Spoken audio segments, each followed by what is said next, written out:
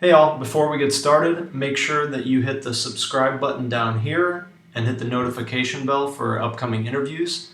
And if you like the channel and you want to support us, you can do that on our Patreon page by clicking on the link here. All right. Well, I want to open with a story. So, Mm-hmm. once upon a time, there was a handsome young artist living somewhere in the Midwest. And him and his lovely bride decided to move to the middle of Europe and start a new life as artists and teachers. And Ha. they moved there and they did not know how to start. This young artist didn't know how to be a caricature artist. So he searched long and far and wide online and he found the guy that we're about to talk to right now, the sage that would help him become a caricature artist and make a career out of it. Sage. One of those sages was Elgin Subway Surfer. Ta-da!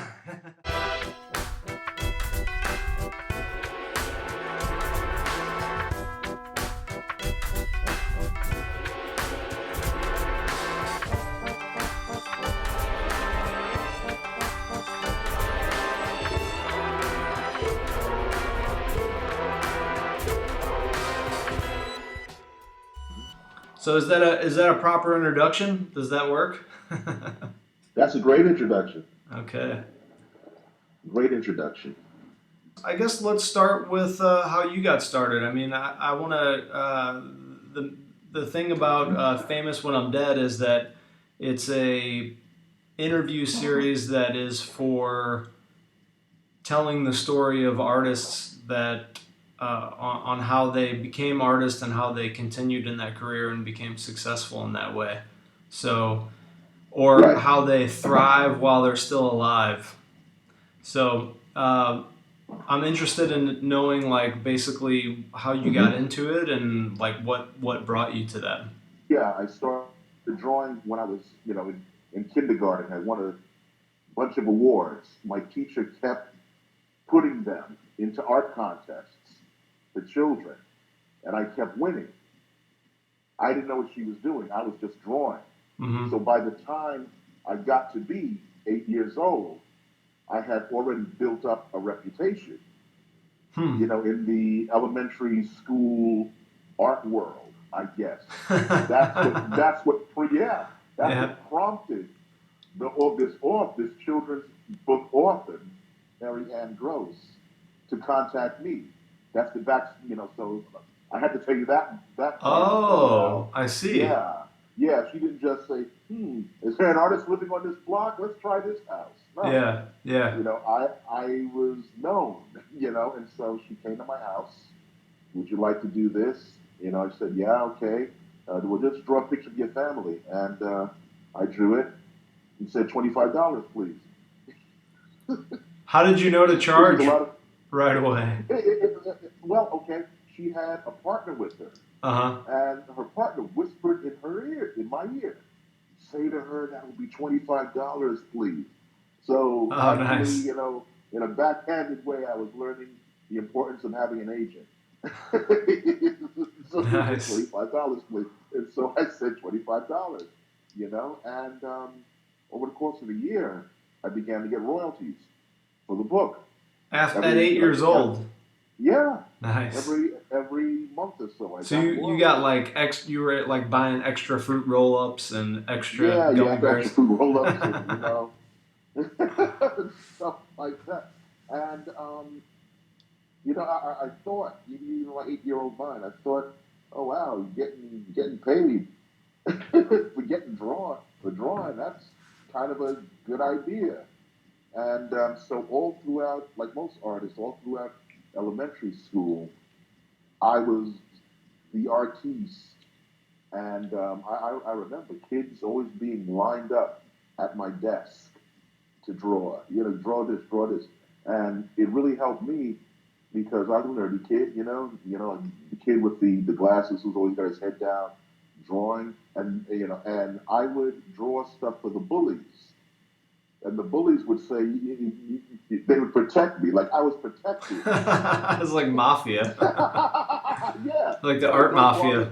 don't bother Elgin. He's an artiste. I remember that happening. Don't bother this kid. He's an artiste. Don't touch his hands. Yeah. He can't soil his hands trying to punch you back in the face. And that happened.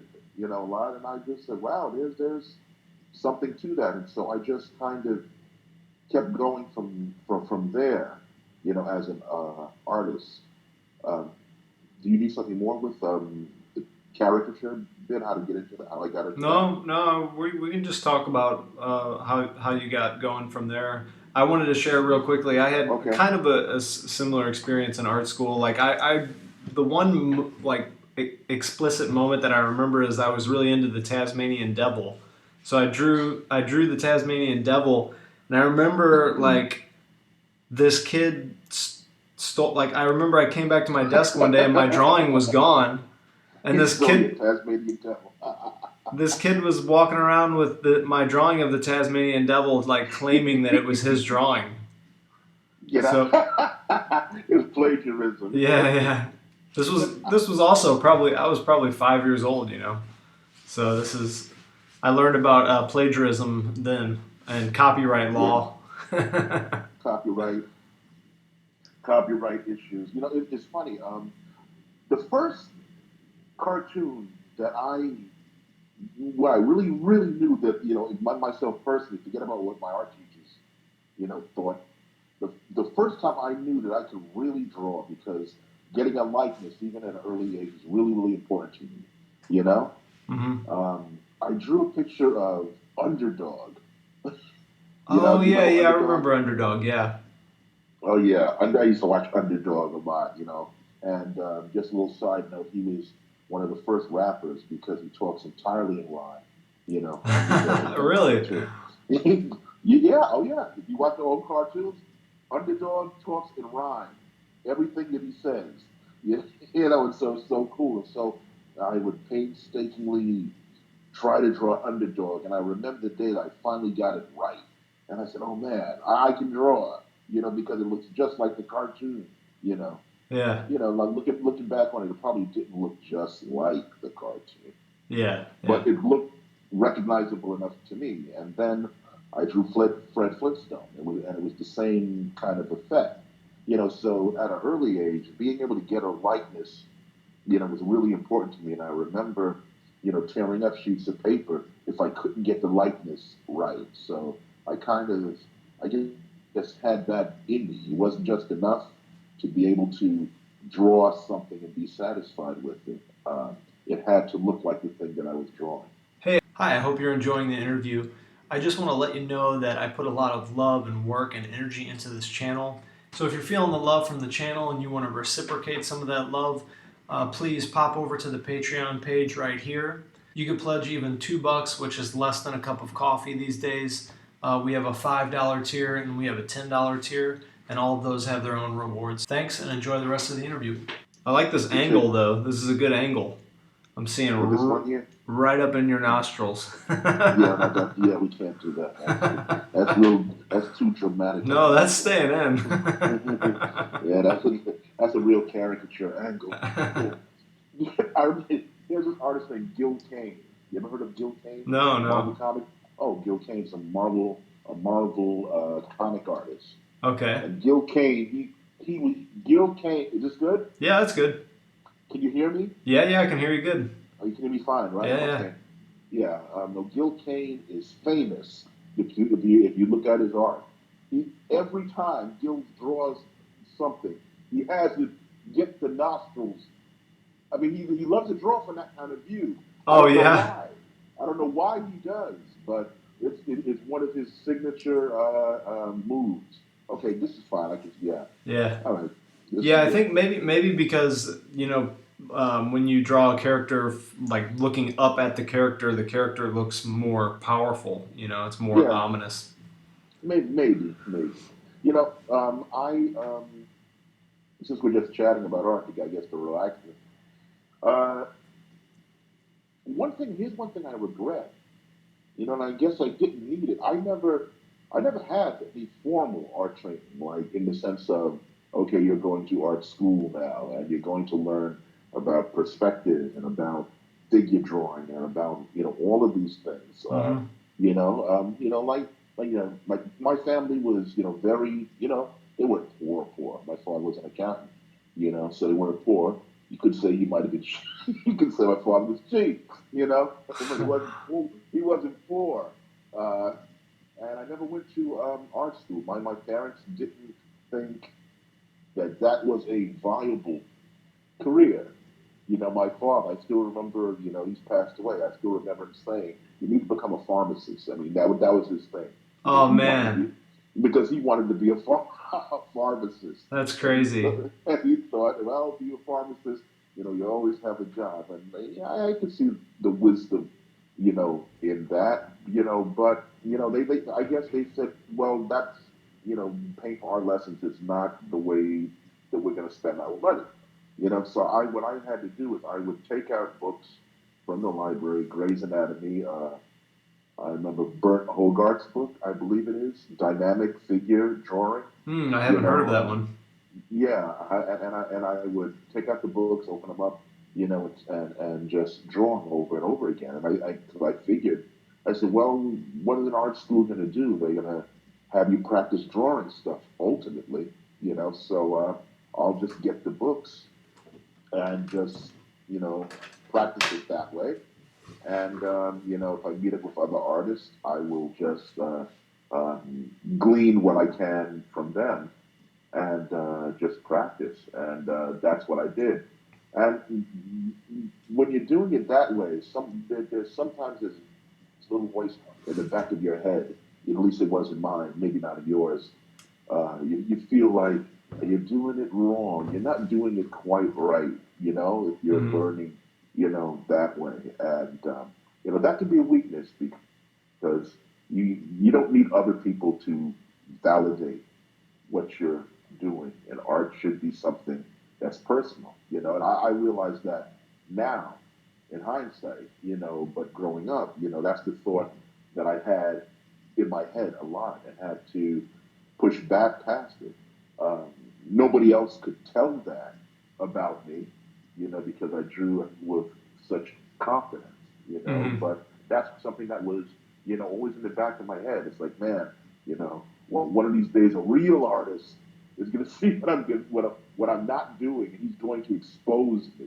Yeah. And that's when I really did think that. Yeah. So So what did like when you? I want to know about the time that if you could tell kind of the story or the journey from like high school to when you started really getting paid for artwork. And like, okay. did you have any other jobs in between then, or like what happened? I did. When like I said, um, throughout school period, I was always the art person, drawing stuff to other students, doing stuff on the bulletin boards. The teachers, they would get me out of my classes. Other teachers would borrow me. They Nice. would trade me for a pack of smokes and, let me get the art student, and literally take me out of my class and keep me from my education. Uh, Yeah. but um, as I got closer to graduation, I said I really need to be doing something, with this, and I didn't know what to do, and so when somebody said, "Well, enroll in our art school, there are specialized schools," and I didn't know who to talk to, and so I enrolled in, of all places, the High School of Fashion Industries. Hmm. Why did I enroll in the High School of Fashion Industry? So you could I wear guess cool on shirts like that. yeah. I felt, well, the fashion industry makes money, and Hmm. there was a kid on my block who was an artist also, and it was a school he went to, and so I said, okay, well, maybe this is something that I can do. And when I got to the High School of Fashion Industries, I hated it. I loved the girls. There were a lot of girls in the High School of Fashion Yeah, Industry, yeah. but they ended up asking me to leave, you know, because of my grades, and I wasn't really interested anyway. And so then, But you didn't have the backing of your parents either, right? no, no, absolutely not. And I don't mean to demonize my parents. I just really Yeah, they didn't see it. they Yeah. didn't quite see the value, Uh huh. in what I was doing, so I was pretty much, on my own to make decisions, and I made the wrong ones, so I got out of, when I got out of high school, I went to college, and I said, okay, I'm going to do something responsible, like study sociology. I studied sociology, and doing the artwork as a hobby, That's appropriate for a caricature artist, to want to yeah, do sociology. I've always been into psychology and sociology. yeah, yeah. You think it's appropriate?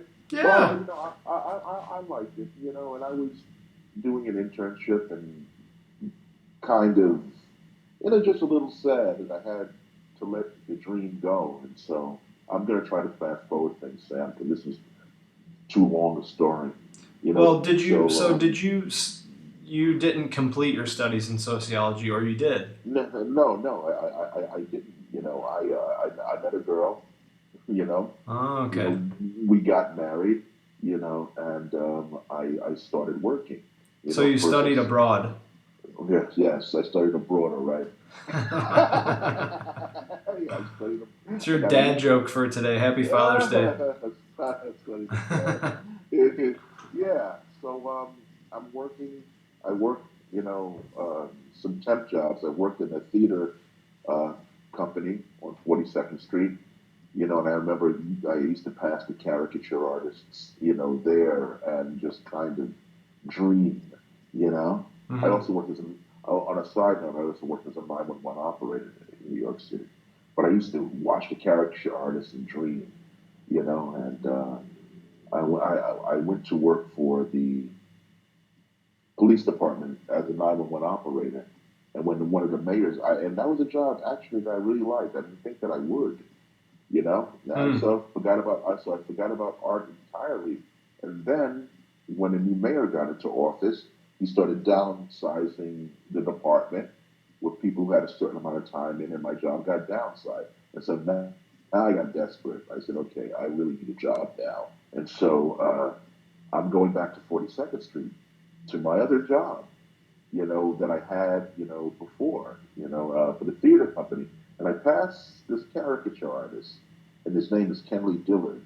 And Hmm. Kenley Dillard was the first black caricature artist that I had ever seen on 42nd Street.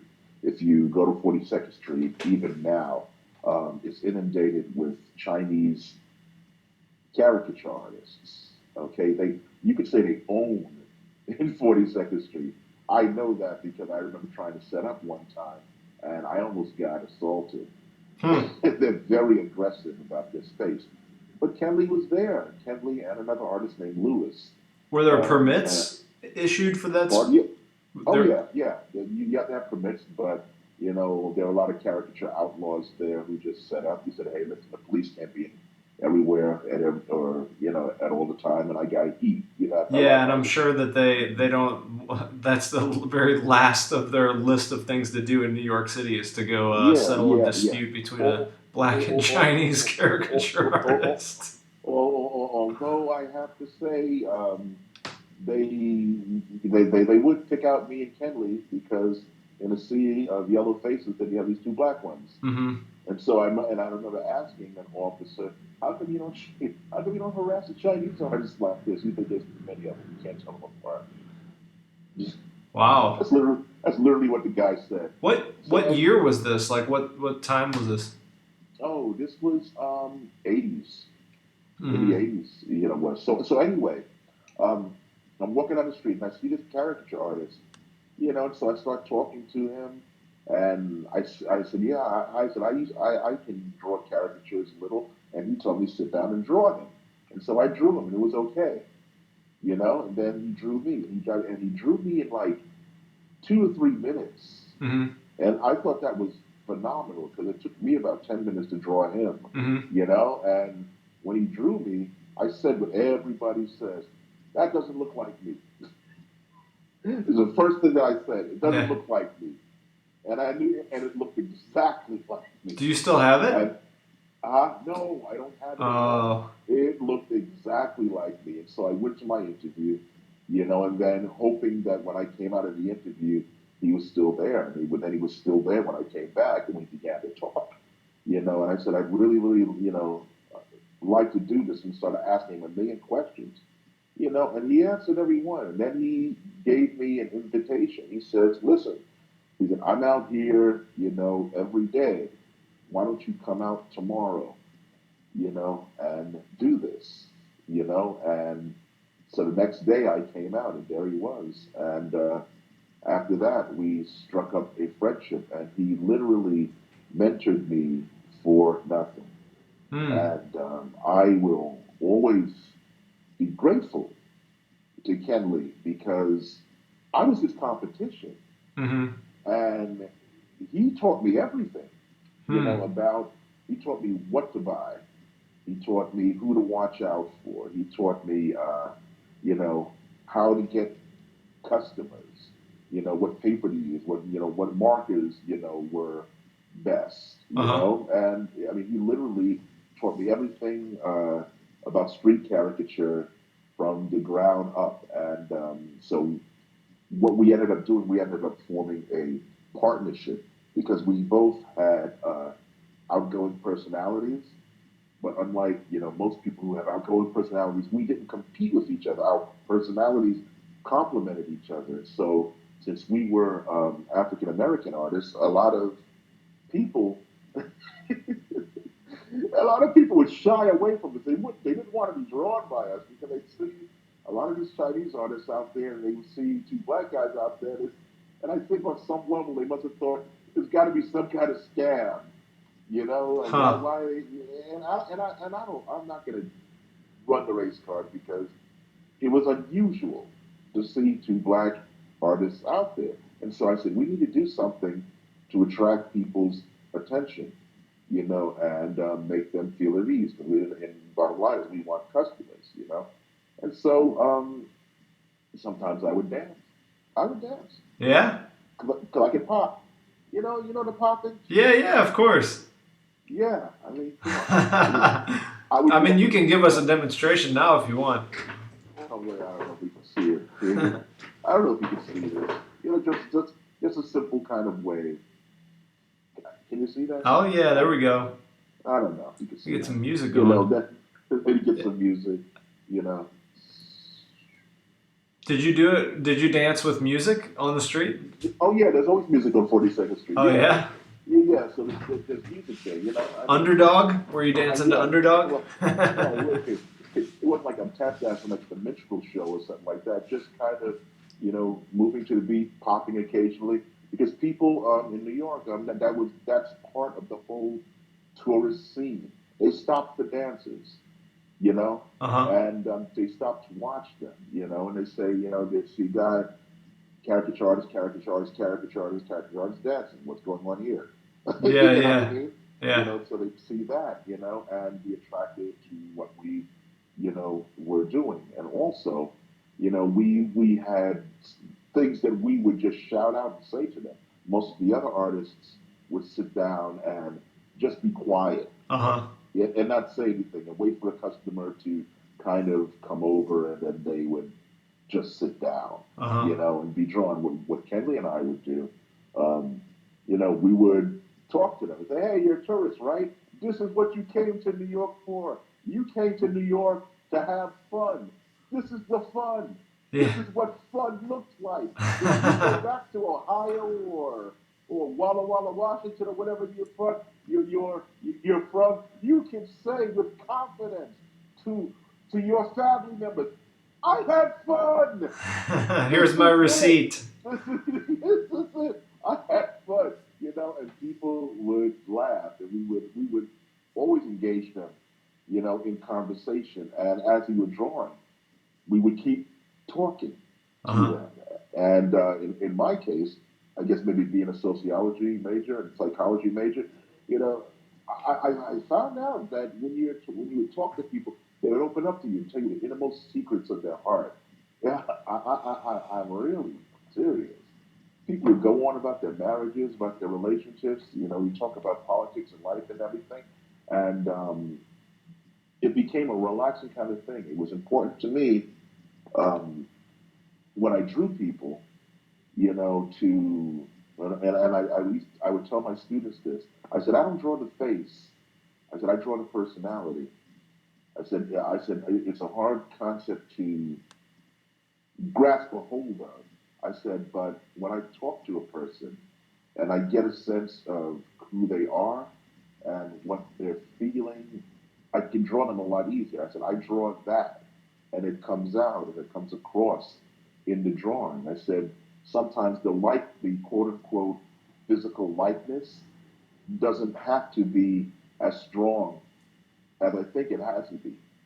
But if I draw the personality, they're going to recognize it as them, you Mm-hmm. know, and all the little facial tics and expressions come out, you know, as you're talking to them. And I would watch for that, and I would say, if they do something with their eyebrow or with their lip, you know, more than once, I know that it's a facial tic or a habit that they have, and so Yeah. I would clue in, on that, and that's what I did, and How long did you do that for? we did this for about 3 or 4 years on the street, and Mm-hmm. then this horrible thing happened. You had a mayor, and I'm not mentioning their names on purpose, Well, you can mention the but name. He's a mayor. It's not like he's a private guy. You okay, don't have to. It's up to you. okay. When Mayor Bloomberg came in office, Okay. when Mayor Bloomberg came in office, he decided, you know what, we're going to do a quality of life thing in New York. And, and I kid you not, and these caricature artists are littering up the sidewalk, and they're ruining the quality of life in New York. Yeah, Could you imagine that? I You can know, because like, I went through the same thing here in Prague. But yeah, go ahead. oh yeah, Yeah. and so a lot of the spots, particularly one on 14th Street in Union Square, you know, they started to what is it, designate spots, and you needed to be involved in some kind of lottery to get a particular spot. Mm-hmm. And the thing that sucked about that was that, let's say you won the lottery for Tuesday, and it's raining on Tuesday. Well, then that's it. That's just it for you. Yeah. You know that was your day, and you can't draw now. Yeah. And you know they, you know, they started putting all of these fruit vendors in our place. And I said, okay, yeah, that's what this is really, all about. And in other places around the city, you began to see less and less caricature artists, except for 42nd Street. But like I told you about 42nd Street, you know, the Chinese, it's like almost like a Chinese gang, Yeah. you know, kind of ruled that area. And you couldn't really draw there unless it was, I don't know, unless you were lucky, you know. And like I said, I was almost assaulted. One time I took I remember I took this one guy's spot. I got there early. I said, "Oh, great, I got a spot," and then I looked up and I was surrounded by a bunch of Chinese guys, you know, and I Yeah. said, and I said, this is not going to end well. If I didn't move, they didn't say anything. They were just surrounding me. And I said, this is not going to end well, And Did you stay or so go? I went.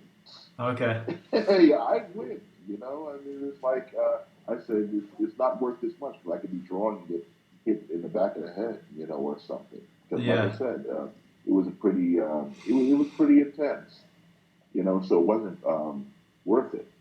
Mm-hmm. But Yeah. yeah, that lasted until then. But we haven't talked about the subway surfing part Yeah, we on can the get drawing into of the that. subways. Yeah, we can get Oh, into that. I'm just interested in your journey and kind of like oh, how things went from one thing to the other. But so you started the subway stuff after that? no, no, the subway stuff. Okay, the subway stuff goes along with that. Okay, Let's go back to Kenley also. Kenley told me, in the course of our drawing on the street and everything, he said, there's a caricature organization. Oh, this is I when you said, found out about the NCN, yeah, yeah. And I which said, is what? National Caricature Network, which is what the International Society of Caricature Artists was before it was called the Exactly. International Society. Exactly. Yeah. Yeah. Yeah. And he says, yeah, there's an organization. I thought he was kidding. I said, an organization. And he said, yeah, it's yeah, like you said, it's the NCN. And he said they have a convention every year. And I said, where? They have it in Las Vegas. And it's like, wow. I said, okay, hmm, yeah, I'd like to go. And so by this time, I had, what is it? I had enough money, to go, and my wife, surprisingly, you know, said, yeah, yeah, yeah, you want to go to that? Which, I'll always be grateful to her because, when you're a husband, you have, you live in a household, you got a budget, and all of that. And, it costs thousands of dollars to go there and be comfortable. Yeah, Um, yeah. okay, so anyway, my wife, gives me the okay, and I go to the convention, and it was another world. Yeah. Well, I remember one of the first people I met at the convention was an older woman at the time. She's probably around the same age that I am now. I'm 60. I know I don't look it. But anyway, I met, her name was Rhoda. And Rhoda, said to me something I'll never forget. She said something, she said, like, you're home now and you're going to meet your people. I don't know, maybe she saw something, in my expression or, sensed something because I told you about, the isolation part, Uh huh. earlier. And she said, you're going to meet your people and and here you're going to find out where you belong, and you're going to meet people who are just as crazy and out of their mind as you are. That's what you said. Yeah. And, she was right for a week. One of the first people that I met, was a woman, named Allison Geldman. Allison, I don't know if you know Allison, I don't think I've met her. No. yeah, if you met her, you'd never forget her because Allison has a bubbly personality, you know. I mean, she's like the atypical. She's like the typical blonde hair, blue eyes, sunny. Sometimes she's just like that. She just draws you in. I've never, I've never seen Allison in a bad mood ever. And those, people who are on the line who know her know exactly what I'm talking about. But she's just extremely, extremely smart businesswoman. She is, and we became friends. She was one of the first people, that I met, and Mike Kenley began, pretty much from the start teaching me things. And the fact that she was a fellow New Yorker, she came from Long Island, New York. I was Hmm. living in Brooklyn in the time, that helped our relationship. So I met her, and I met all of these other artists, from around the world, and I was just blown away that this thing Were the was not. Japanese there when you went? Oh yeah, yeah. I'm Kage like and them? Yeah. yeah, yeah. I'm leading up to them. It's like Yeah. the Japanese, by far and none, was the group that I was the most impressed with because these guys they were like a machine. I watched these guys. They came in, they set up their area, they took out their drawing pads, and I swear they looked like they never left that spot. They You know, didn't. I mean, seriously, I would go up to my room, I'd come back down, they were there. I would go to lunch, and I would come back, they were there. I'd go to the bathroom, and come back, they were there. I'd go for a night's sleep, I'd come back down for breakfast, they were there, and they had this incredible work ethic, and they would produce the kind of character I can't even describe it. Yeah. I've Yeah. never seen it before. The kind of caricatures that they would produce would be so creative, so innovative, so full of life, so colorful. Yeah. Very colorful. Yeah. That all I could do was watch. And when I got there, I thought, I thought in my heart, well, okay, by this time, I had developed some confidence, in my ability to draw. And I thought I could really draw, yeah, I'm going to be one of the top guys here. This is what I Yeah, thought yeah. coming in. And then after the first day, I'm like, I'm one of the worst artists here. Yeah, yeah. That's exactly my experience. Yeah. Yep. And it's a humbling experience I because was I was maybe a little more humble than you, but I definitely thought like I could probably win something this first time, and I when I went in there, and then when I showed up, when I started seeing the work, I'm like, oh, I'm in trouble. oh yeah, Yeah. oh man, yeah, and yeah, that's how I that's how I felt, and I thought that I was exaggerating, when I came in, but then I began to realize what real exaggeration was. I would see one of my favorite artists, Glenn Ferguson. Mm-hmm. I would marvel at just the way the guy drew teeth.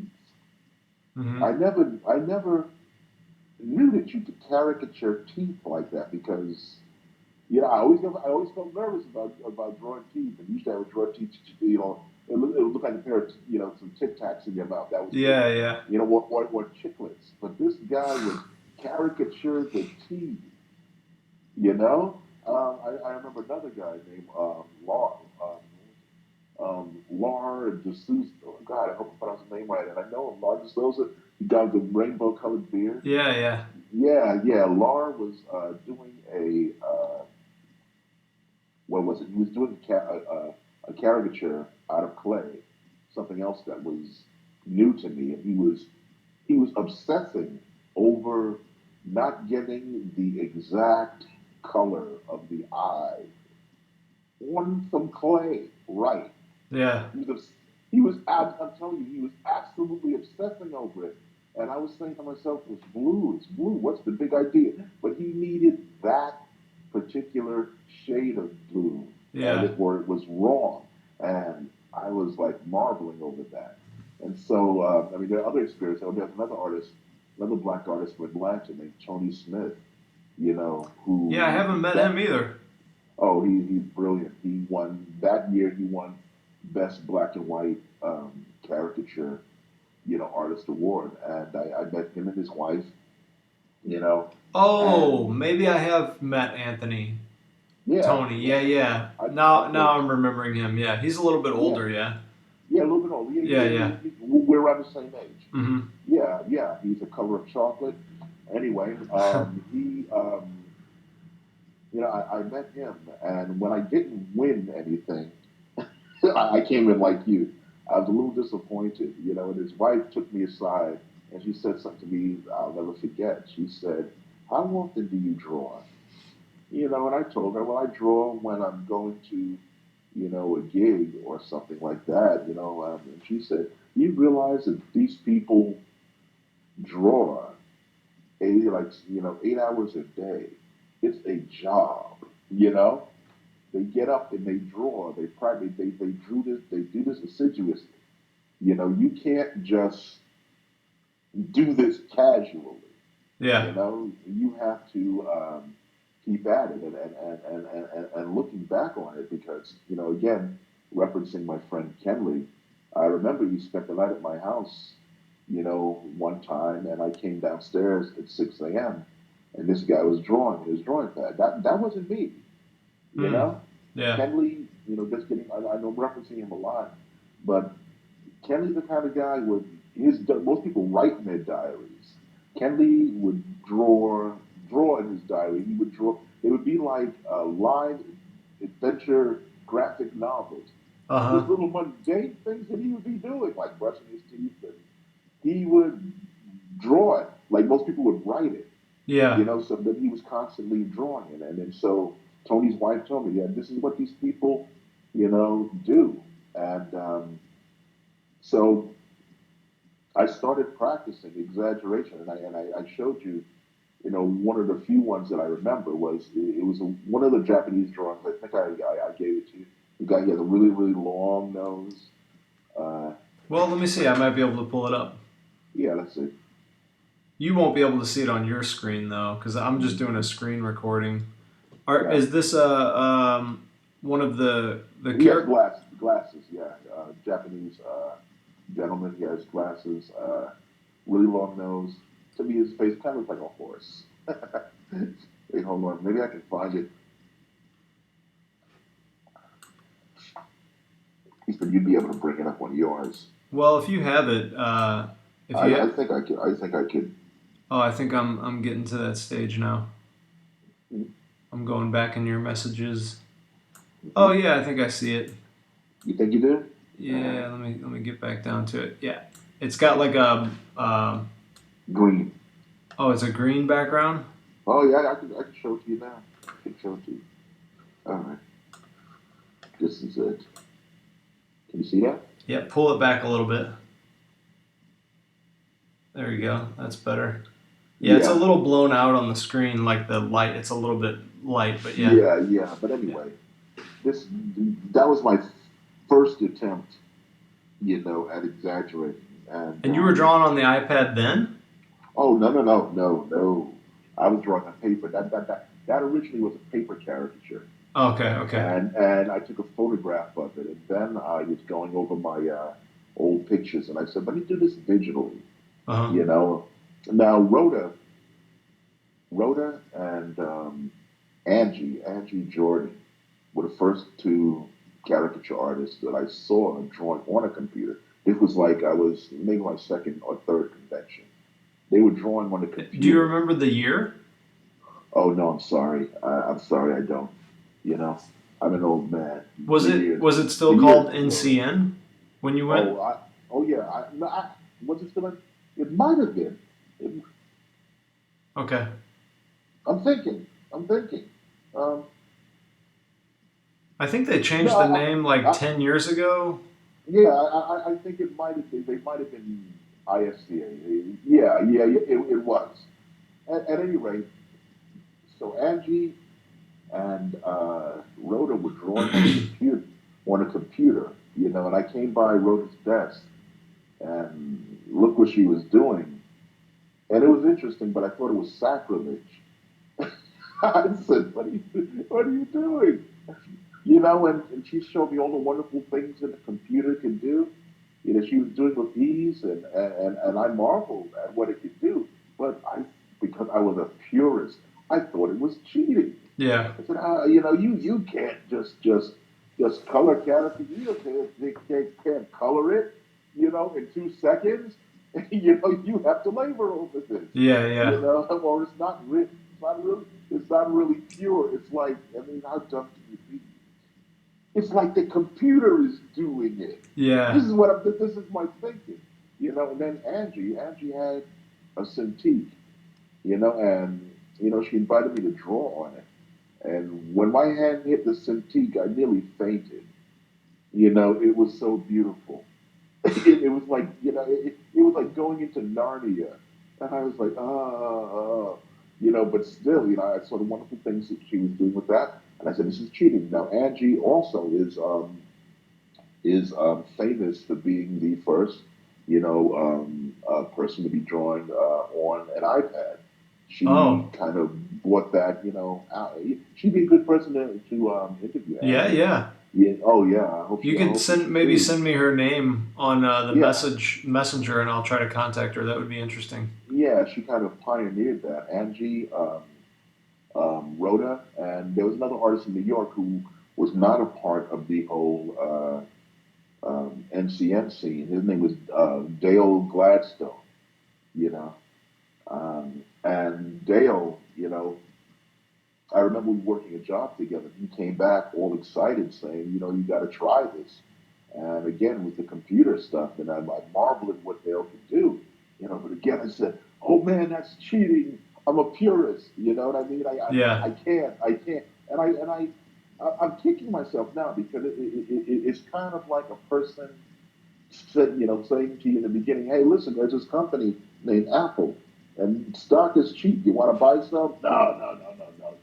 yeah. I had fun. I had discovered through these artists about drawing digitally very early, and I could have gotten on board and should Mm-hmm. have gotten on board then, Mm-hmm. But like I said, I think other artists must have shared that view that it Mm-hmm. was somehow cheating, which is ridiculous when Mm-hmm. you go back into art history and know that artists always had tools and methods for helping them to do their work Yeah. more efficiently, Yeah, it's less But about the see that, tools and more about the creativity. Yeah. right? Yeah, but see, that ignorance on my part comes from you know, not having a great art education, Well, man, as to it took me a long time to adopt. I just got the iPad maybe 3 years ago, and it started. I had a Wacom tablet, like a desktop one that you plug into the computer, and you have to look at the computer while you're moving your hand, and it's drawing yeah. like that. That's how I started, and that was maybe 3 or 4 years ago, and I just started doing digital then. So I'm way behind Oh yeah. for my age. Well, I would have stayed a quote unquote purist if it wasn't for a contest that I entered accidentally. There was a I was online doing whatever I was doing, and there was a contest for sending in a PowerPoint presentation. Mm-hmm. If you could send in a PowerPoint presentation to this company, you would, you know, what were they going to do for you? They would promote your website. Mm. And I said, okay, that would be cool, have my website, promoted. And so I said, I got a PowerPoint presentation. Um, Shortly before the contest came out, I had made my father a Father's Day card, or Father's Day book in, on paper, in my computer using Mm-hmm. PowerPoint, scanning drawings in and, putting them in. And so it was it was a book where he taught me martial arts. My father, he tried to teach me martial arts, because I was getting beat up by some bullies. The art thing didn't work, in this instance. It didn't last And that long. yeah, yeah, Yeah. yeah, yeah, yeah, yeah. So he tried to teach me karate out of a karate book, and I ended up getting beat up anyway. That was the story, but believe it or not, it was a cherished childhood memory because it was something me and my father shared. So I realized what he was trying to do, and it was told humorously. It was like maybe 4 or 5 pages of this in a PowerPoint presentation, and so I sent it into the company, and I said, "Oh boy, I hope I get my website promoted." And then a couple of weeks, they write me back and they say, "Congratulations, you won a free iPad." And I started to delete the message because you get all kinds of crazy stuff, Yeah. on in your email. But there was something about that seemed maybe this is true. I said, Mm-hmm. okay, what can it hurt if I click on this and say, yeah, this is Elgin, blah blah blah. So a couple of days later, the iPad came to my Nice. house, Nice. and and this was the first time that the iPad came out. You Oh, know, so this is like iPad one. could you even You know, draw on that? no, Oh. I had no, I could not draw a lick. It's like I was the purist. This thing came. I said, Oh, but wow. was it possible to draw on the first iPad?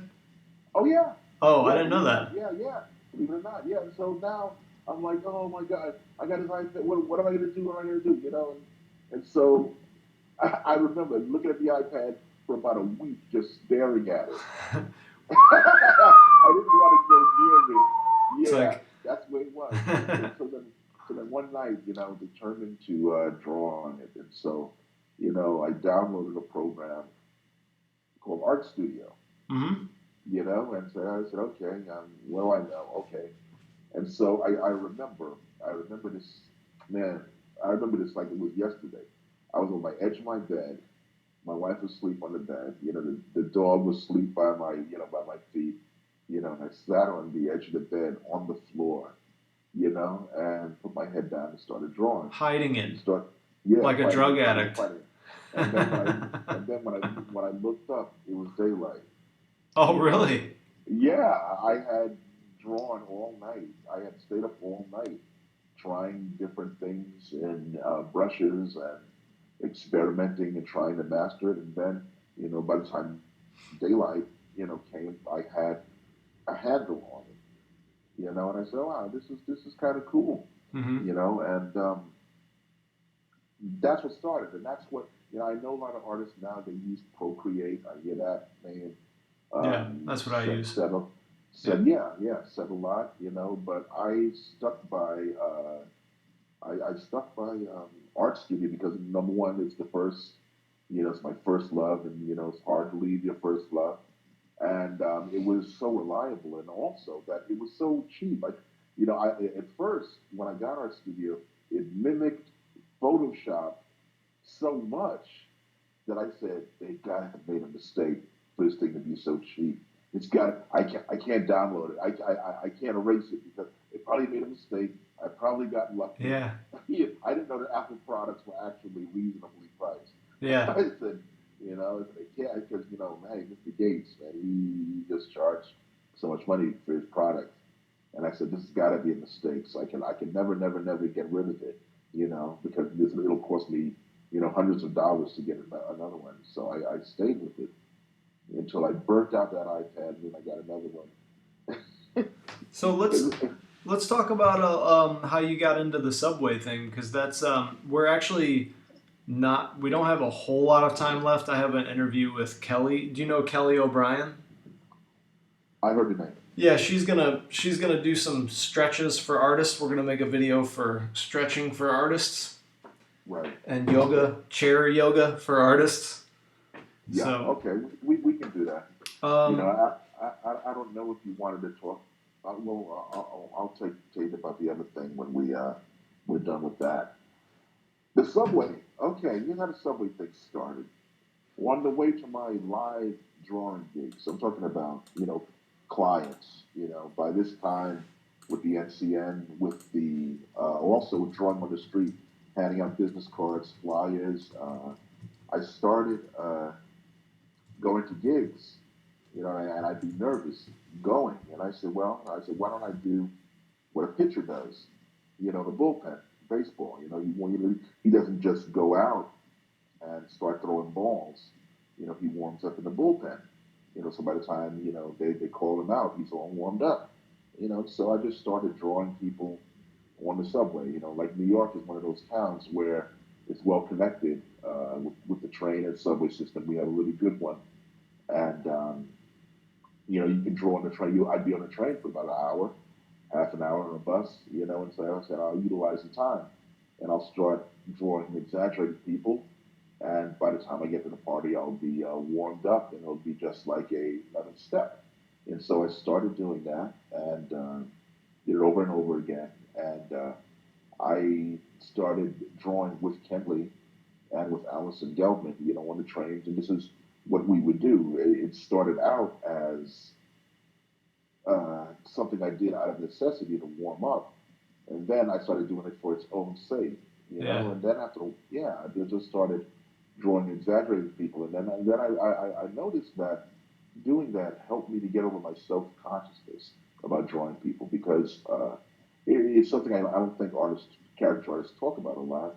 It's not a really natural thing to stare intently at a stranger and scrutinize them. You have to have a certain kind of fortitude inside to Yeah. do that because out of politeness, because socially it's unacceptable. We look at people intently when we want to fight or when we want to make love.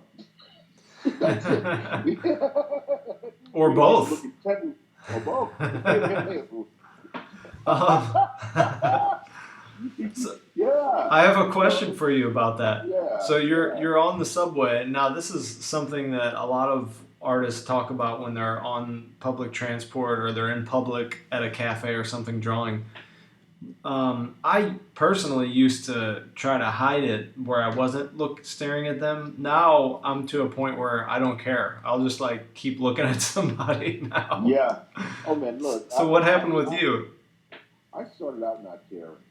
You know, Oh, okay. I just really did because I'd be so focused on the drawing, the person would be looking up, and I'd smile at him, and then I'd engage in conversation, or I'd engage the person in conversation next to me, and for me, it became kind of a um, communal, organic kind of thing of Uh-huh. involving people in New York. Huh. At the time, see, this was before everybody had their head in a cell phone. People would engage each other in conversation. People Mm. would read newspapers. People would be aimlessly staring, on their commute. And sometimes people would be, I feel, they would be grateful for anything that would break up the boring monotony of their commute. And so Mm. here I was. Here's this artist drawing, on the train. And since New York is a kind of a town where we were used to seeing caricature artists, it became, I think, for some people, a novel idea. Mm-hmm. Now, there are some people who I didn't want them to see me drawing because sometimes their pose, Their their body expression would language. just be price. No, no, no. It would be priceless. I had to get the likeness, and I knew that Ah. it's kind of like when you tell when a child is fidgeting around and they're laughing and everything, and you say, "Man, if I get that photograph, that would capture the essence of that child." Mm-hmm. And then as soon as you say, "Honey, pose for the man," and then they'll look at you, you get some Yeah. kind of cheesy, fake, stupid-looking grin that ruins the whole picture. Which I used to hate when parents would do that anyway with their kids when I was drawing them live. Yeah. But on the subway, once they see that you're doing it now, it becomes their face does something else that you don't want it to do. Yeah. And then sometimes I would draw that. And sometimes I got so obnoxious, I'd be literally right next to the person, shoulder to shoulder, and I'd be looking at them, drawing them. Which here's the advantage of doing that in New York. New York is full of a lot of crazy people. They call them EDPs, mostly disturbed people, and they ride the trains, and you can get What hurt do they by call them? BDP. EDP, emotionally disturbed person. That's funny that I, they have an I, acronym for it. yeah, EDP. I used to work for the police department as a 911 operator, Oh, I see. and Okay. so I know the acronym that we call them. There's an EDP on 42nd, on the A train drawing caricatures of people. So um, they would look at me like I was an EDP. This guy's staring at me. Let me go stare ahead, and maybe he'll go away and stop staring at Well, me. they were. Yeah, I mean, they were correct, kind of. Kind of, sort of. So that's why I did it. So my friend Allison, she saw the massive amount of drawings that I would make, and she said, you should uh, have a website, or something that's totally devoted, to just you showcasing your art, like that. And so that's what I did. That's how all of that started. And I mean, before we go, maybe we should talk a bit about the YouTube channel. And I do. I want to talk about the YouTube channel, and actually, I sent you the images, so maybe you could mention how you met Mars, Eric Robinson. Do you remember him? talk to me about him again. Lars. He's like he Lars. Oh, Lars. not Okay, Lars I with the don't. S. I thought you said Mars. I met Lars at a convention, Oh, okay. at a caricature convention. He came over and we started talking. And I don't know. I was dancing at the time. Okay. Honestly, I was popping because it's something I like to do. Yeah. If you guys don't know what popping is, actually, guys, if you go to my YouTube channel, you could probably find an old archive of me doing some kind of popping. But anyway, uh, I'm popping, and then this guy he comes over and he starts doing it also. Yeah, yeah. And so we both started, having this like mini battle, popping battle, right there, on the floor, Nice. and it was kind of crazy. That's how I met him, and now Lawrence is he's from Florida, but he speaks, what is it? Swedish, I think. Yeah, yeah, Or yeah. Finnish, maybe. Yeah, yeah. Yeah. So and then he started speaking this language. That's you're from Florida. I got to get out more. I got to travel a little bit more. Is that what they speak no, Mar. Yeah, I mean, I thought you said Mars at first, Mars, like, but yeah, that's how we met. Just dancing, and yeah, Lars is he's a great guy. I spoke to him yesterday. In fact. I have a story about Lars. Hmm. So the first time I met Lars was at a ISCA convention, and I remember he actually roomed with me, and I was we were we would rotate the bed. We would like let each other have the bed one night, and I would have one person would have the floor the other night, and he brought a bed with him. I hope this doesn't embarrass him, but I'm gonna tell it anyway. Okay. So he brought a bed with him, and it was his. I think it's a golden retriever, so it's his dog's bed, right? What? And so one night I was like, yeah, man, you can have the bed. I was trying to be nice, and he's like, well, yeah, you just sleep in my bed. And he's like, it's my dog's bed, but it's comfortable. I'm like, I was like, well, that's cool. Did you wash it? And he's like, yeah, it's washed, it's clean. And I slept on the bed, and I'm like, all night, I'm like, and I can smell the dog, so I don't know. Maybe he washed it, and the smell stayed there, but Lars, I'll never forget that moment. No, it That's was funny. crazy. He's a sweet guy. He's been really supportive. He was actually the first guy to buy anything off of my store. I just created an online store during the quarantine, and he bought the magic coffee mug, the Oh, podcast magic coffee mug. oh, So yeah, he's really nice guy, really supportive guy. yeah. But Lars likes to sleep on dog beds, That's so crazy. that's the truth. I'm not. Now that I know that bit of information, he's got some caricatures coming his way now. Yeah, yeah. Hey, I mean, it'd be kind of cool if everybody just kind of inundates his email box with caricatures of him in a dog bed or something. Yeah, coupons Yeah, for yeah. dog beds and stuff. Just Yeah. keep it coming, keep it coming. Well, let's look at some of his artwork. I'm gonna pull it over on the screen. Lars did that. Yeah. He says maybe ask him how we first met, which you talked about how you guys you had a little battle there, a little pop battle, and it says Elgin is really good at exaggerating and finding shapes. So maybe ask him how I could have pushed this guy's face a little bit more and still kept the likeness. I feel Uh-huh. sometimes when you do too much exaggerating, you could lose the likeness. I have something to say about that, but I'm going to let you go first because he asked you specifically. Okay. Sometimes you it is possible to lose a likeness if you exaggerate too much sometimes. But I mean, sometimes you might crash and burn, but that's the whole joy of it. What I usually do is I usually do a series over and over and over and over again. It's a funny kind of dynamic because sometimes when I really, really, really, really go over the top, and let's put it this way. All right, I'll revise my answer. When I stop caring, when I stop caring, this is for me. I don't care what it turns out like. This is not coming out right. I'm losing the likeness. You know what? This guy's got this crazy, stupid hair that's like really going back. He's got this tremendously wide forehead and these crazy eyebrows. When I just put myself in a mood where I don't care and really exaggerate, I find that then it starts to look more like them.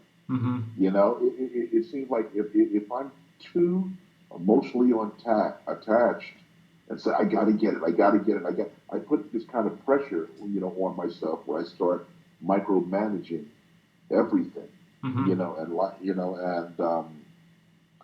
I hope that answers the question. You may lose some likeness, you may crash and burn. And there's one thing that I found out by watching the artists, in ISCA, when I would come around and watch them draw, they would have stuff in the garbage cans that I would confiscate. They don't know.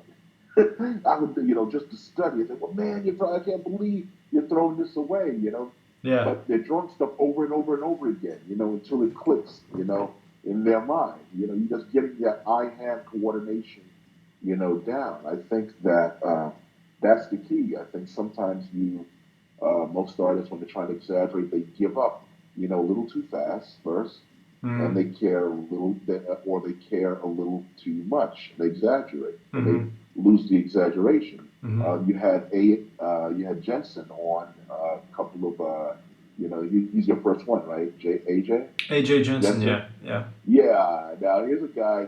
He he's an example of that. I don't care.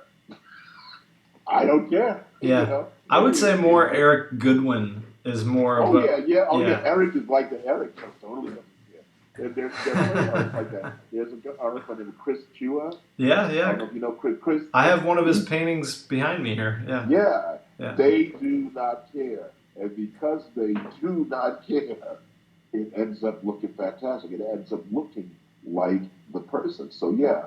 Um, Well, I I, think that I don't know. I have to disagree a little bit on that because I don't know if I would use the phrase they don't care. I would probably say like they're willing to take the chance to make something new. okay.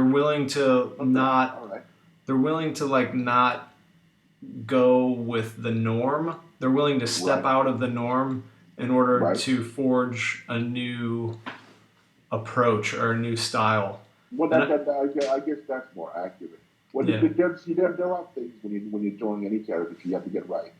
The eyes have to be right Mm-hmm. because that's what expression. The eyes must be right. If they have something like in this case, this guy, the hair just just really jumped out at me right away. The hair, the way that it's styled, the way Mm-hmm. that it goes back. What I usually do with an exaggeration, I said, where does a particular what I call it something on the body will always be an indicator of where it wants to go. It wants to go somewhere. Like the hair wants to Mm-hmm. go back. Mm-hmm. So I make it go back more. Mm-hmm. If the forehead, he has a big forehead, it looks like to me, it is a little expansive. And I said, okay, the forehead seems like it wants to expand a little bit. So I'll expand it just a little bit more, you know? Mm-hmm. And it goes up. The gums, the gums are classic, you know. Yeah. Yeah, that's a lot of gums, you know. Yeah. So we're gonna make it more. I mean, usually, there's a relationship with the eyebrow to the tip, of where the hairline is. Uh-huh. If it's small, comparatively speaking, I draw it smaller. If it's large, I draw it much larger. And there's a relationship between the tip of the nose and the bottom lip, even the top lip. If it's small, I draw it smaller. If it's large, I draw larger, stretch it out in the same way with the relationship between the bottom of the lip, and the chin. Mm-hmm. And then, same thing, large, larger, small, smaller. I mean, these are easy things, these things that people know. But I look to see if something seems to be going back a little bit or jutting forward or Mm-hmm. maybe staying, on a, Two-dimensional plane. yeah, yeah, yeah, yeah. And, so I look for shapes, like that. Where is it going? Or, I'll ask myself a question. Do you look like an animal? you know, what animal do you look like? Mm-hmm. You look like a shark. Do you look? This guy kind of looked to me like kind of. He kind of reminds me of a porcupine. So I'm thinking porcupine. Not that he's gonna have quills sticking a lot of his face, but he kind of reminds me of porcupine. So I'm trying to say, okay, I'm thinking porcupine. This just also to get me in a festive, comical kind of frame of mind. Mm-hmm. That helps. For me with exaggeration, it's all about what I'm thinking. Mm-hmm. It's not. I mean, I know it sounds weird. It's not so much all the time about what I'm drawing. It's what I'm thinking. Mm. About the drawing. What I'm thinking about you. At the time, and I try to draw that. While at the same time trying to keep the essential elements of the face. Like in the case of this guy, he has thick eyebrows. I'm not going to draw him with thin eyebrows because that's just the way I feel. Mm-hmm. That's not what he looks like. Mm-hmm. But it is a point of exaggeration. So I said, okay, on this guy, I say, I make like shorthand notes. Like I say eyebrows, hair, gums, teeth, beard. I Mm. said, okay, those are the points that we can have fun with. You know what I Hmm. mean? I said I'm going to have the most fun, with the hair because that looks like that's the one feature that's raising his hand and screaming for attention. And then Yeah. I'm going to assign a hierarchy to all the other parts if that makes sense. Yeah. Well, I Hmm. actually want to jump in because I do agree. I agree with some of the stuff that you said, and I have a different perspective on other ones. Like, um, Hmm. for me, the best tool for exaggeration is the law of constant mass, which Hmm. is basically if this comes from Tom Richmond's book, The Mad Art of Character, which I actually teach caricature, which I teach out of Hmm. with Tom's blessings, but because I just think it's the most straightforward approach to caricature. And anyway, so the law of constant mass is like if you can imagine a mass of clay, and that's the actual person's head. Well, if you Hmm. remove clay from the top part of the head, you have to add it somewhere else on the head in order for it to equal itself out. And Right. the cool thing about the law of constant mass is that you can go incredibly far with that, almost to the point of abstraction, and it still looks like the person. And a good example of this is Nate Kapnitsky. Hmm. He really, Oh he's yeah. one. Manny's good at this as well. Manny Abatizian is good at this as well. Hmm. They've really kind of like pushed it so far. Also, another one is Mac Garcia. He's really good at this. Hmm. But aside from all those guys, like the principle behind it is that they're able to take everything. They're able to, one of the exercises that Matt Garcia does is he says remove a feature completely, like take the nose out totally, don't even draw the nose. And when you Wow. when you remove that much of what makes up a face, and you have to really be creative about how you add that mass to the rest of the face, and Hmm. that really helps exaggerate. I will give Lars some credit though, because I know that like the commission, this is easier to do in person. I find it's a Oh lot yeah. harder when someone sends a photograph of you because you can't really get that feeling. And for me, Absolutely. that's what it's about. Like when I saw the picture, the first thing I got was the mouth and Hmm. the upper gum line, and that like the how the top of the Oh yeah. face is sticking Yeah. out like that. Like so Sure. for me, I guess the thing that you and I are perceiving differently, or maybe we're just using different words, is for me it's not about thinking. Actually, the thinking always gets in the way for me. For me, Hmm. it has to be the feeling. So like when I saw that guy's face, I could feel the muscles in my face here Huh. pulling back. Like I could like almost feel that smile in my own face, and Ah. when I feel it, I can and I don't let my mind get in the way. I'm able to get that down on paper in a pre-sketch real quick, and then as Wow. long as I can trust that pre-sketch and just follow it along, I can get like really good exaggeration. So I like that. I like that. So that's what I would Yeah. recommend to Lars. Like with Lars, I would recommend like try to remove if the forehead's kind of small, remove the forehead completely. Put the eyeballs on right on the hairline, and then put all of that mask that you took off the forehead on the cheeks and the bottom of the face. So for this guy, for example, you Hmm. could put his eyes really close together Hmm. and take all that mask that you took out from between his eyes and put it in right in his upper gum line, because that's really what's like sticking out. Yep. Yeah. Mm. Awesome. You mentioned Tom Richmond's book, and it is excellent. In fact, I when I stepped off the plane the first time in Las Vegas, I met Tom Richmond on a transport, Oh, nice. on a tram, and here's how I recognized Tom. First of all, Tom, he's a super handsome guy in person. He looks like he's built like Superman, which is really kind of surprising. Yeah. So Tom, I'm on the tram and I look up, and the guy looked exactly like his drawing. That's how I knew he was. That's why I knew who he was. I said, this guy looks exactly like the drawing come to life. And so I said, Tom Richmond. He turns around, he starts talking, we shared a cab. He paid for it. Thank you very much, Tom. I never thank you for that. He paid for the he paid for the cab ride, and that was my You said, I know I mentioned Rhoda being the first person, but you jogged my memory. Actually, it was Tom Richmond, and I had the distinction of being put by Tom in Mad Magazine. He did a Oh, really? yeah, he did a piece where he was caricaturing the show Everybody Hates Chris.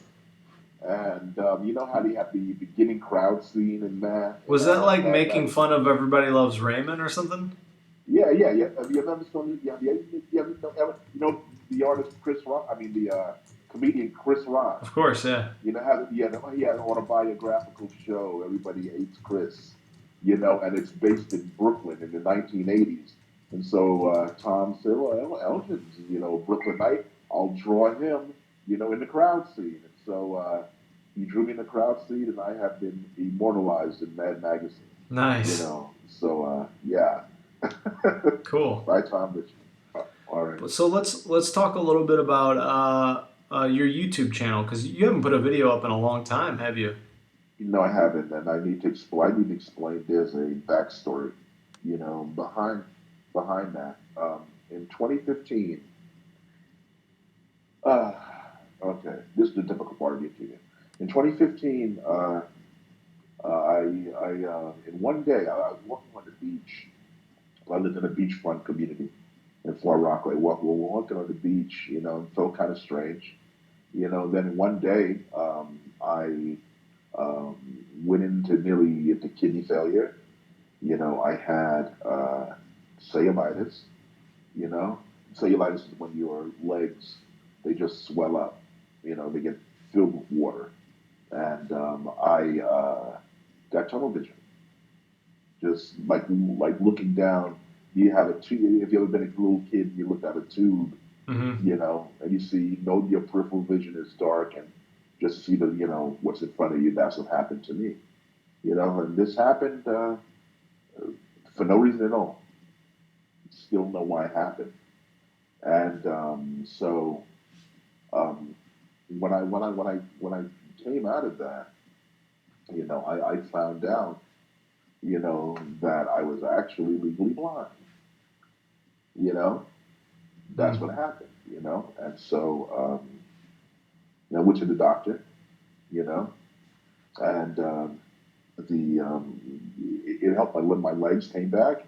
My kidney came back, and my vision was kind of stubborn. Mm. And no, so I'm a man of faith.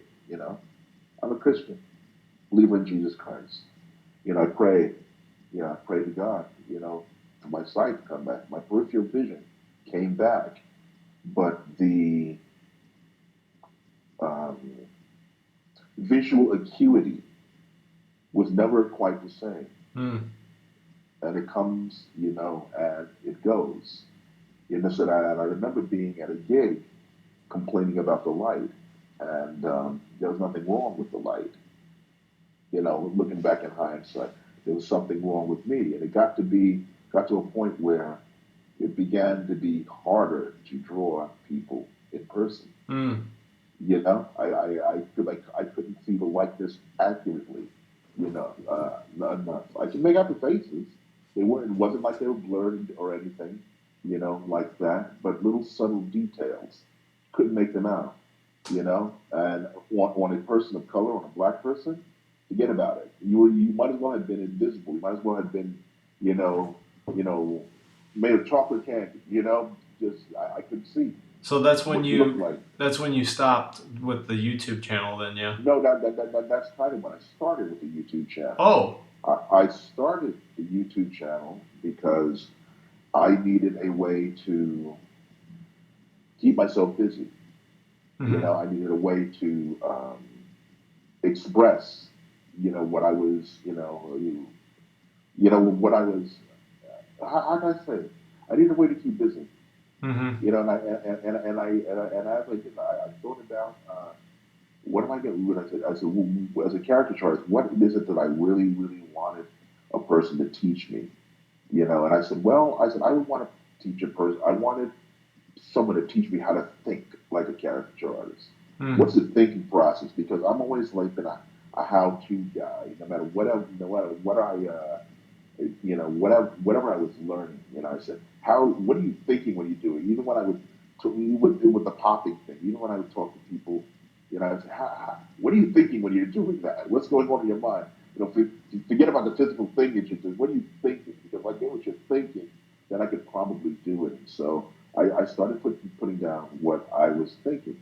And I said, well, since I was given a gift by Kenley, and learning how to, do this caricature business. I said, wouldn't it be great, if I could give this gift out, to people out there? There's got to be somebody else who's kind of wondering, how do I do this? What do I buy? What do I do? What do I watch out for? How do I behave?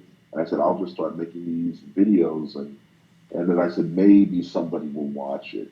Hmm. I wasn't sure anybody would watch it, and for me, the first couple of videos, you're doing videos. When you start doing it, they're kind of clunky and goofy, and you Yeah. don't realize you don't realize how much you say things like you Thanks a lot, Elgin. know.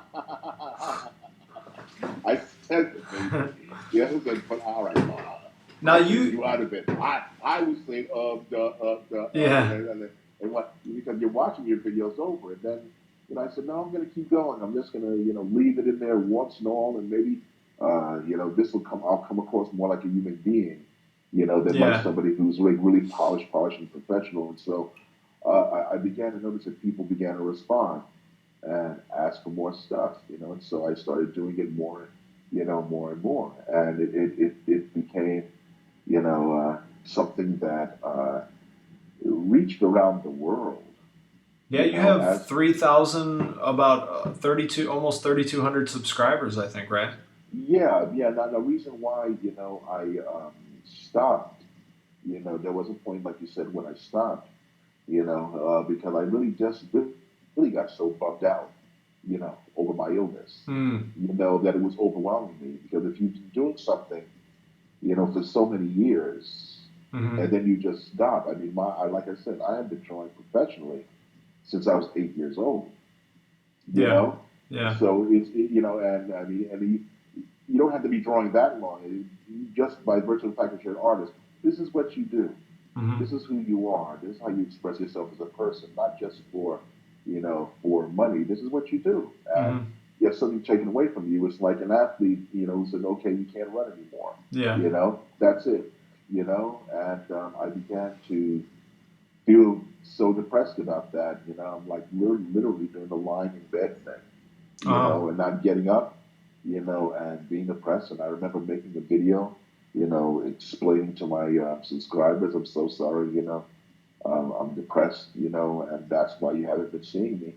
And I became inundated, with letters where I'll never forget this one letter from a guy in France, who told me, hey, I'm working because of you.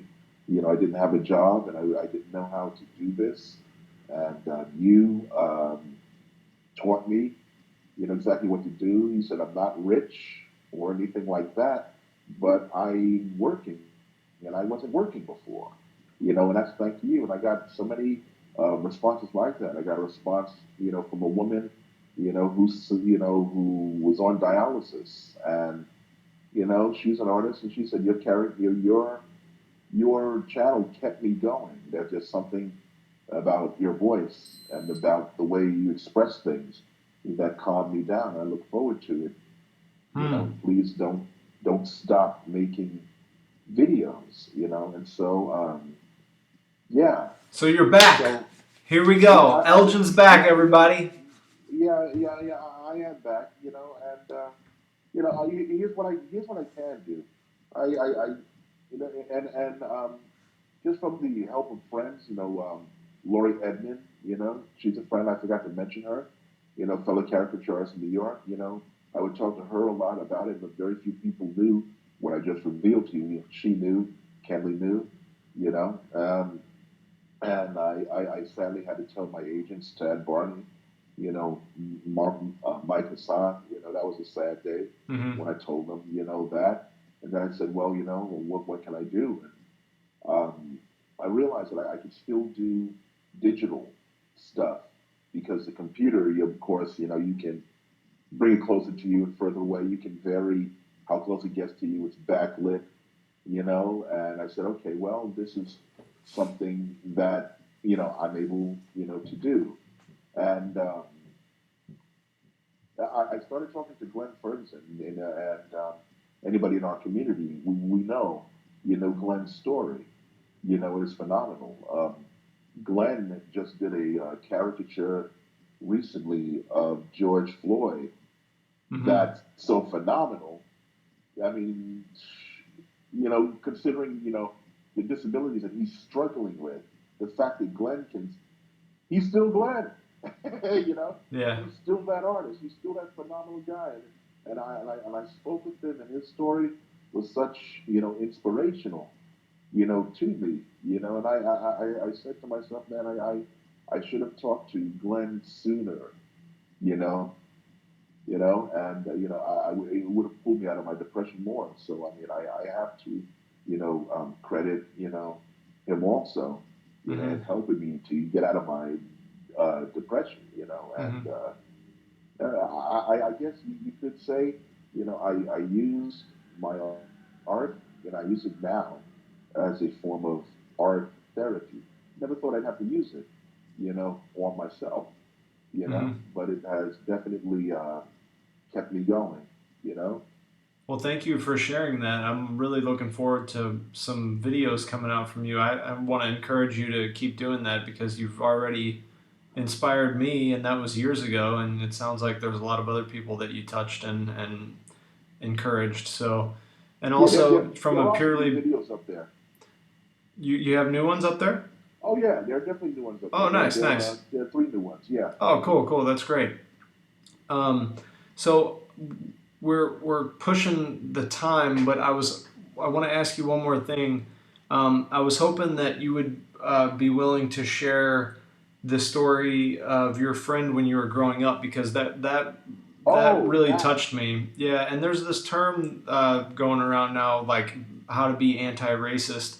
And I'm not an expert on that term or whatever, but when I thought about that story, I'm like, that's what that guy did when you were a kid growing up was an anti-racist act.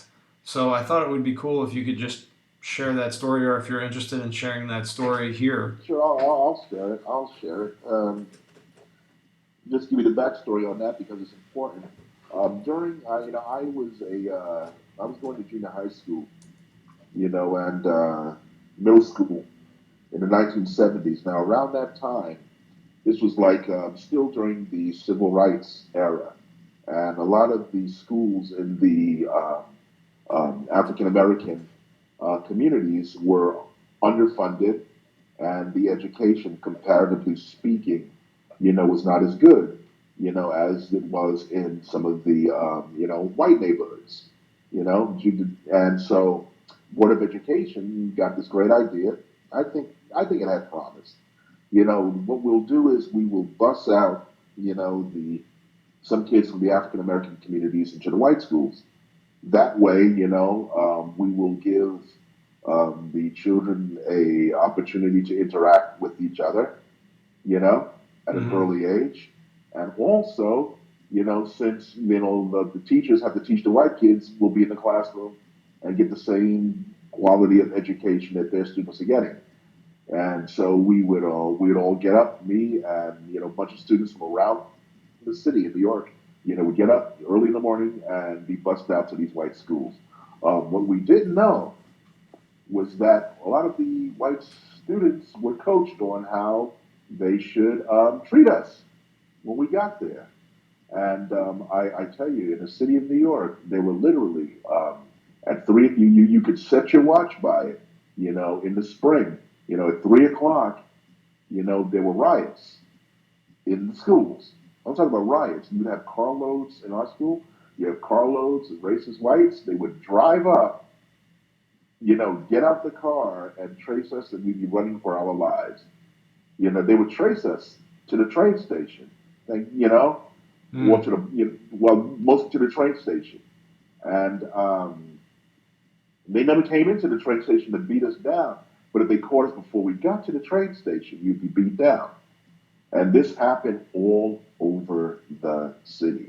Hmm. And shopkeepers closed their doors to us. There was never any news coverage on it. You know, the cops never showed up. I would talk to other students from other schools. Cops never show up. And so this was an explosive situation. And school was a place, you know, that you always wondering as you're doing your work at 3 o'clock. Am I going to run? How fast can I run? You know, can I get out on time? And then you even had some teachers who were really sadistic about it and would keep you after class, knowing that you couldn't walk with your friends and now you're by yourself and you might have to run or get beat up. And Mm. so throughout all of this, I had this, you know, one friend, you know, his name was Pat Amatuli. And Pat and I were both artists. You know, we both drew, you know, and so we struck up a friendship in class. You know, we would be drawing different things. And we both at the time, you know, were taking martial arts lessons and we both found that out. You know, we both Bruce Lee fans. And so, Yeah. you know, one day Pat says, "Hey, Elgin, you know, why don't you come to my house to eat?" And I said, "Great." His friends were horrified. Pat's friends, because Pat was one of these popular kids, you know, and now he's, you know, a Negro lover, using the N word in a polite way, you know. Hmm. And my friends, of course, were horrified also. How can you go to this guy's house? You know, they're the enemy, you're going to get killed, blah, blah, blah, blah, you know. And so he's getting flack on his side by his friends. I'm getting flack on my side. And so I go to Pat Amatuli's house, you know, and I remember the first time I went there, you know, his mom was surprised because was probably the first black person that, you know, her son never brought home who was in her house. And it was so funny because she was serving eggplant.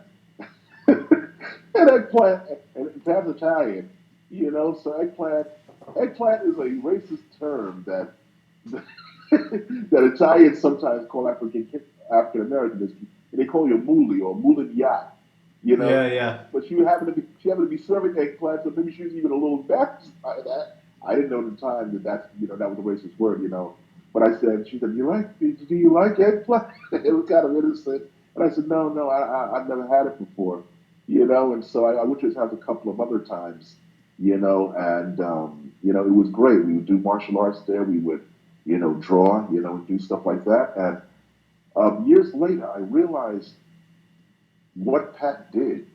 You know, when all of this racial stuff would be happening, you know, in the school, and I'd be running for my life, the rest of my friends, when I would hear all of this garbage coming at me, you know, there's one thing that I always thought in my heart. I said, they're not all like that.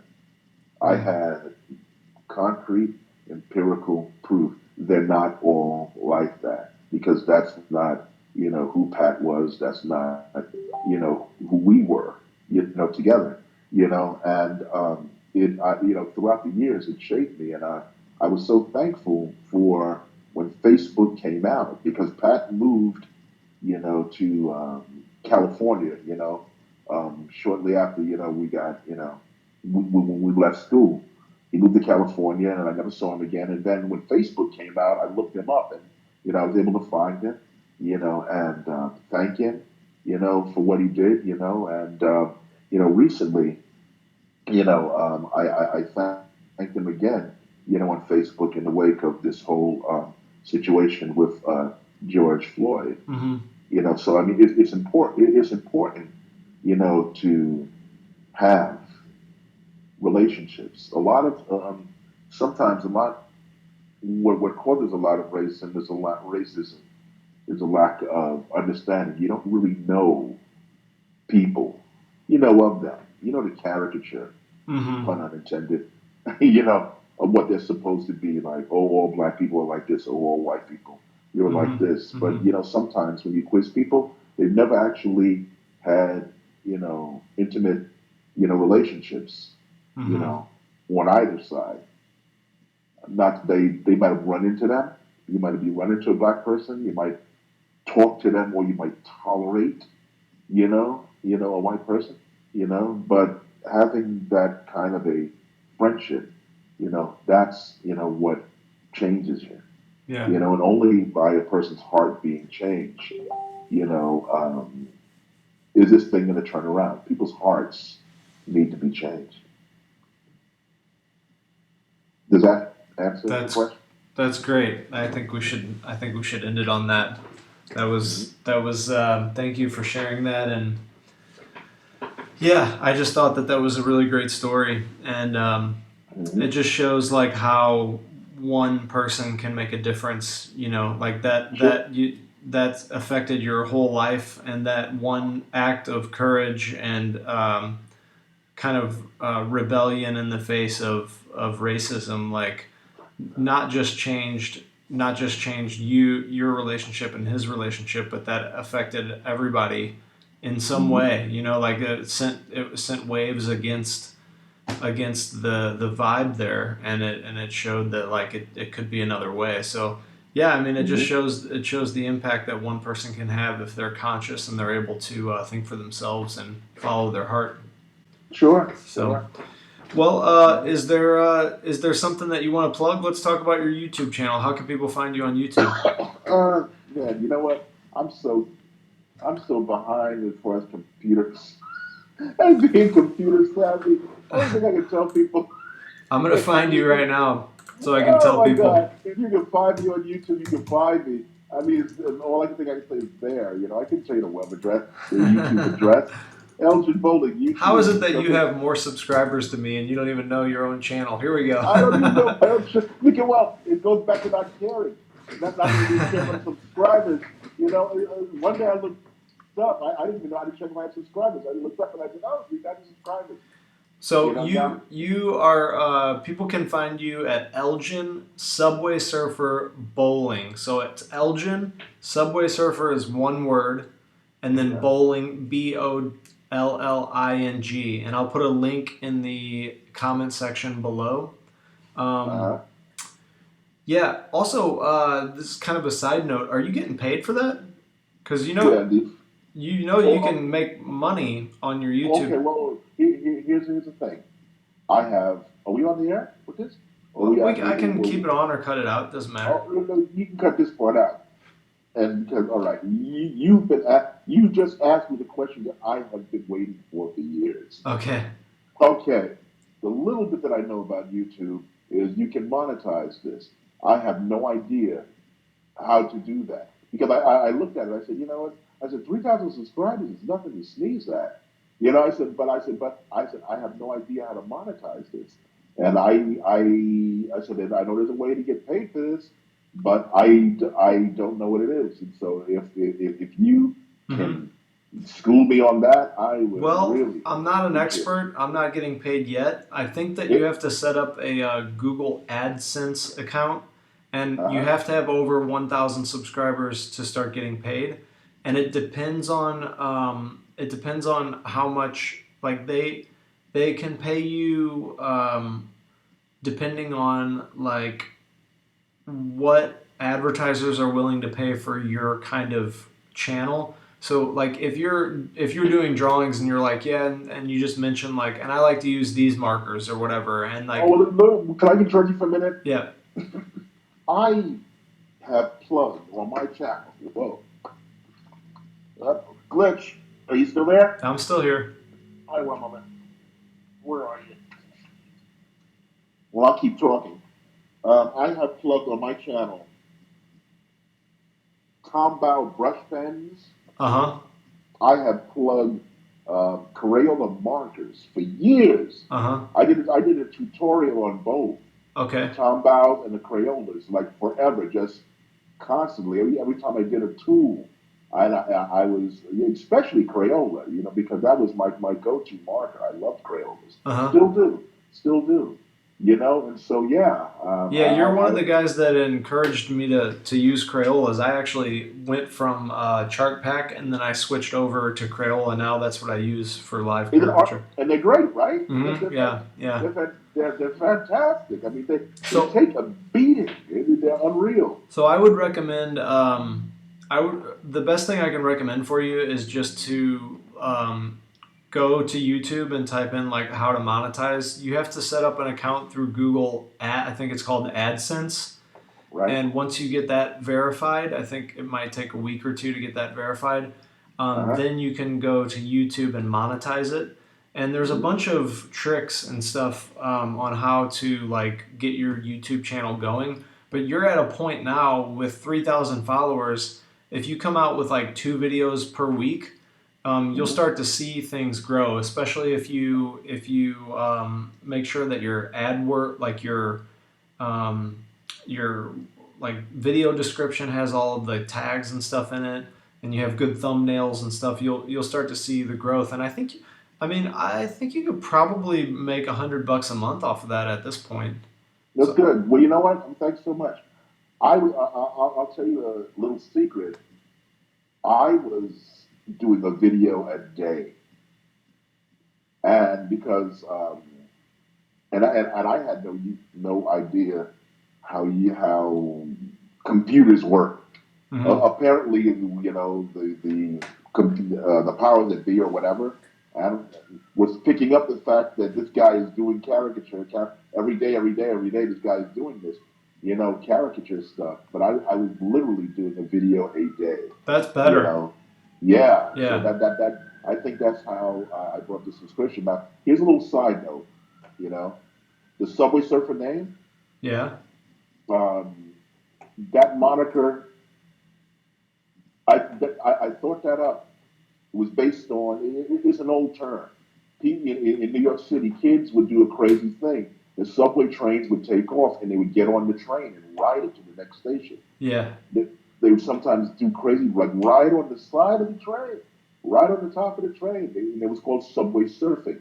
yeah, Literally, yeah, you know, or so, if you were doing it mildly, you would just be on the inside and not hang on to the poles. That was called subway surf. And so I just kind of picked that up and used that.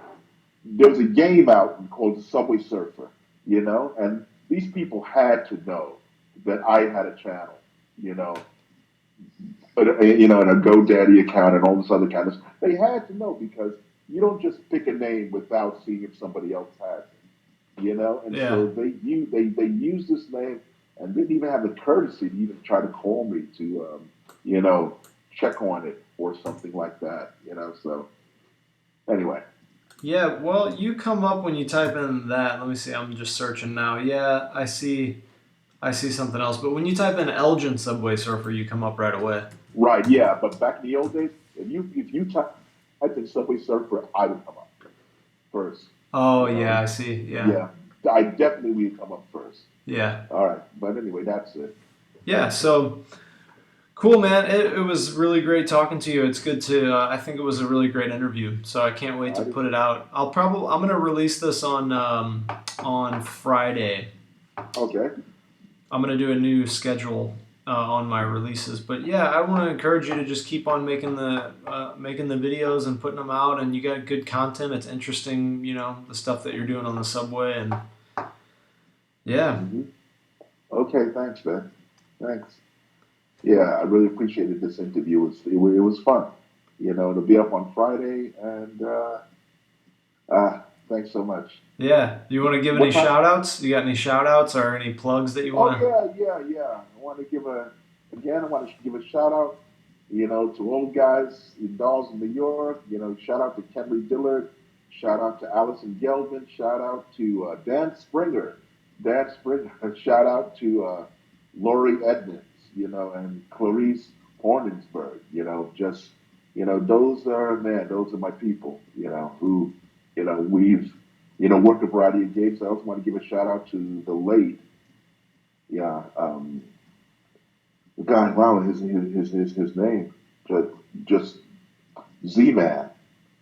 Z-Man was important for getting me into Sardi's restaurant, the Caricature Mecca in New York. And Huh. Z-Man, for those of you who know him, Z-Man, he passed away, last year.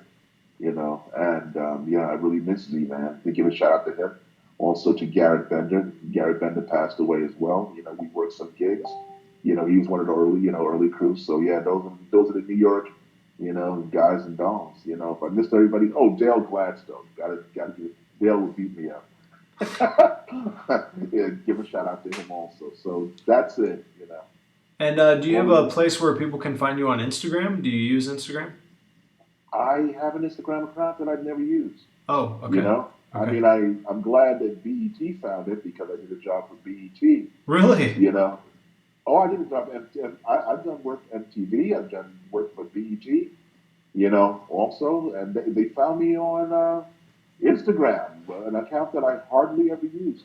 The best place to find me is on Facebook these days. But now that I'm getting a little bit more computer savvy, and it's hard for a 60-year-old. I will be posting more, on Instagram, but I can be found on Facebook. Of course, people can always email me at cartoons for you too at AOL.com. That's cartoons, the number four, the letter U, the number two at AOL.com. And I'm Elgin Bolling, your creative caricature marketing consultant. Yeah, I love, yeah. There it is. I was waiting for it. I love, I love to say that, and yeah, that's yeah. So that's how So they can find me.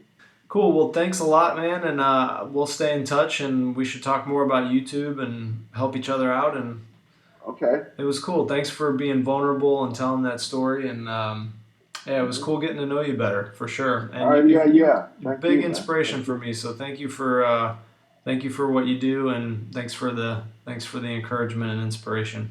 Okay, and maybe some other time, I'd like to really find out more about how you got to Prague and what was that all about, the Yeah, background. yeah. Well, yeah, we Yeah, can chat about it I'd love to hear sometime. that, man. Oh Yeah, man.